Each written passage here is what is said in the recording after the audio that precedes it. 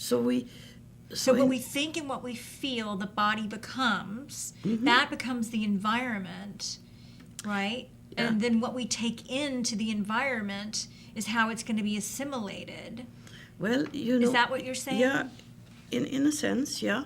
That you think you are a forever being. You think you are beautiful. You think you are a happy soul, or you feel it. And the cell says, wow, wow, wow, now. And it is the environment that has been waiting for a laughter from a cell for maybe eons. So they react and then they act. You know, I don't think that, I really feel that this time in this life, in this carbon world we live in, that is a very small part of it, but the cells belong to that. But as you become more and more expanded in your understanding, In our consciousness. yeah, that God doesn't live in a piece of real estate called heaven. The God I am lives in here. Right. And it lives here with everyone. Right. With everyone. The only way, do you want to imprison that God to the monkey mind that has fear, that has idea, that is being taught to do this and to be that, and to get a degree in it? Right. And then Instead, work what's on the that. flip of it? Yeah. What's the flip of it, though? What would be, we know how we don't want to live, so then how do we want to allow God to live? By letting go of the part that blocks us, which is the other polarity. How do we let that go? Let it go. How? Yeah. The how? stronger the understanding for the God I am it, and you are it, and everything is it. And if we go there, there is only one thing that we can feel it through, and that is unconditional love. And that is where the God in us lives. Unconditional love. We know about conditional love. Oh, Right, yeah, we are right. great at that. Oy. But unconditional love is allowing. When you say, I love him with all my heart, well, you know, that's falling in love. And falling, there is only one way we can fall, and that is from the heart. He is mine, and don't you touch him, right? Right. And I'm horny, and I want to settle down. Right. That's all the centers that it falls into. So falling in love can only go down. But allowing is from the heart up. And as you know, the energy centers that we have in the body, that responds to whatever we are thinking and doing.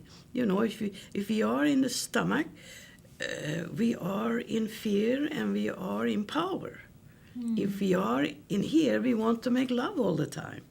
And if we are in the adrenal area, it is the fight and flight mechanisms. When we are in the heart, we come to a whole other place, which is love, allowing. It was not just the Valentine love. It is a place in our body that holds the frequency of that which I would call my God. But let me ask you, though, because I work with people, I work with clients, I work with corporations, and people, as human beings, drag their stories from their past with them. And to have a person open up and allow their heart to open up and to have this allowing experience without dragging their stories with them like a big bag of tricks.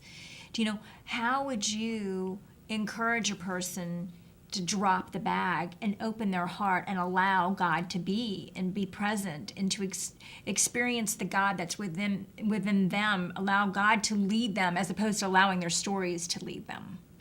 Well, how do we get to that point? How does a person? Well, if how do you? that again, Let me ask you. we go into now. The past is already done. Right. You can't change the past. Right. Right. And you can't live in the future. When you come to the future, it is now. Right. Right. So therefore, you can't live in the future. You can hope for the future.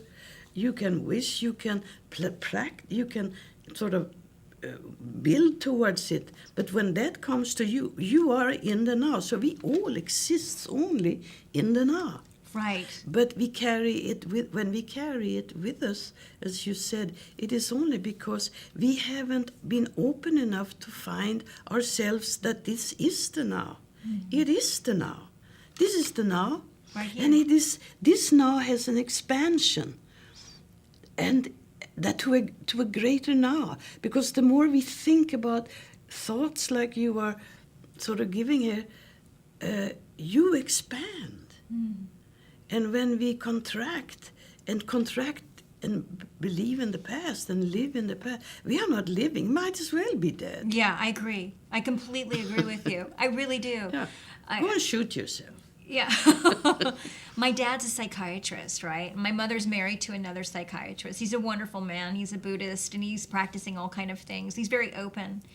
But I see in my family where people have brought their past and their resentments and their stuff with them. And I see in other people them bringing their stuff with them. And I always say it's because we haven't created a future that's so exciting that we're thinking more about our future than our past.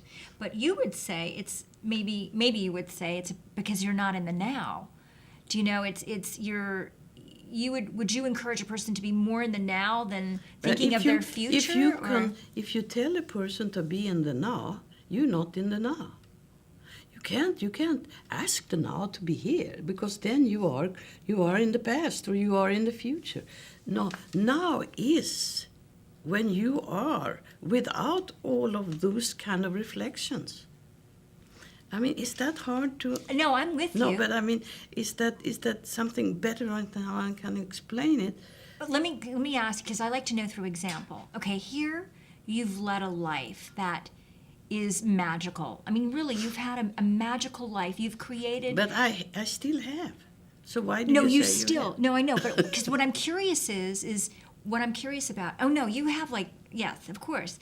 But what I want to know, though, is... Because I'm very goal-oriented, okay, and I set my goals, and I love to achieve things, and I love accomplishing things. Let's say, for example, with the ashram, or with just anything that you've accomplished in your life. Did you intentionally set out to accomplish what you've accomplished? Did you think about your future in accomplishing it, or were you always so present in the now that you sought out every opportunity in the now? Did you plan for your future ever? No, it fell in place, so to speak. I have never worked a day in my life, by the way. But people would say that I worked. But if it isn't joyful, it isn't useful. That was one of my old slogans. I like that. If it isn't joyful, it isn't useful. So you have to love what you do, because then you are a happy tyke, and happiness lives in the moment. Right. So in a sense, and I also have another saying, becoming is a bitch. Because when you come to your becoming, the becoming has gone the equidistant to what you have covered. And you're always in becoming. Becoming. Right. And this is what they do with money, with power. If you're a little power, you got more power. If you're little money, you get more money. What is the problem here? Right. Why isn't it just perfect to be and have what you have and share with you? Right. Share with the others. That would help. But I don't feel that we are going in that direction right now. I feel it is a very contracted world. And the great sages and the great men that have something to say, they only reach a small amount of people, and it is only because the small amount of people are the only one that hears it. Right. Whereas the one who toots their horn and it's not a judgment, because everybody has to live out their own fantasies. That's the reason why we are here. Live out the fantasies, but don't create any more. Because then you will just hang around in another body, in the same place, and be still and know that I am God. So in the sense of being still, and when we are that without thought, we go inside. We go inside because that's where we live. That's where we really live. But you cannot tell it. You can only feel it. And when you feel it, there is a lot of things going on inside us that we cannot even express. But when we are there, we are very happy.